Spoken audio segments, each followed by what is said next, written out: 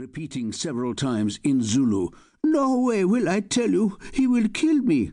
I will kill you before he does, now," Thandi shouted. The man shook his head, starting to sob.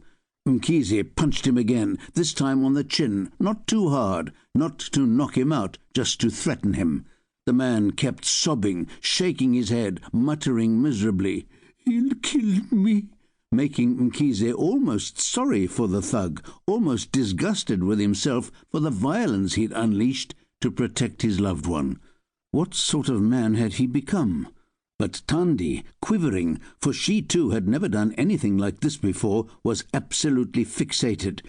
"Tell me who he is, or I shoot," she said, the Makarov, to her utter surprise, steady as she pointed it at him, her finger on the trigger.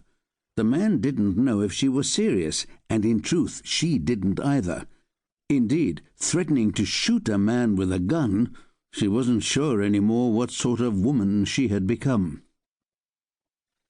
It was as uncanny as it was moving, without fail, each and every year. Each and every year now for a while, at the same time, on the same day, the anniversary of her late husband's sudden death, Elise would sit on her veranda overlooking Zama Game Reserve to welcome them. And they would always come, slowly and nobly, the mourning procession, paying their respects to the owner, the one who had befriended them when they were raging, when they had arrived, abused, their numbers callously reduced by poachers, ready to take on the world, to vent their fury at all and sundry. The one who had cherished them, had slept in his tent in the bush alongside them, showed respect, showed that not all human beings were destroyers, not all human beings were cruel, not all human beings were heartless. And then he had been taken from them, suddenly, shockingly, almost in the way they too had been slain, their family attacked. Out of the blue, one day, their tranquil life ripped apart, several of their number assassinated. So they always came at the allotted time to stand the other side of her garden fence and pay homage before Elise, the widow of their friend. The matriarch would always lead them.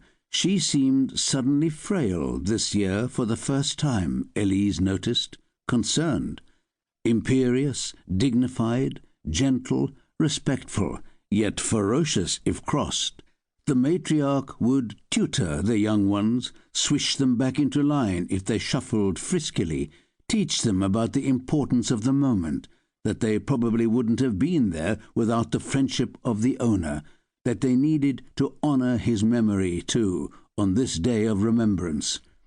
The tears ran down Elise's finely shaped face, her blonde hair with encroaching silver streaks combed back smartly, hands folded on her knees over the smart dress, always the same one she would retrieve from its place in her wardrobe, hung there to be worn only for this occasion, a mark of respect, too, for her to show to them. And then, after a decent interval, the elephant herd would turn. Elise always searched for that moment when the matriarch indicated to the others that their remembrance service was over, but could never spot it.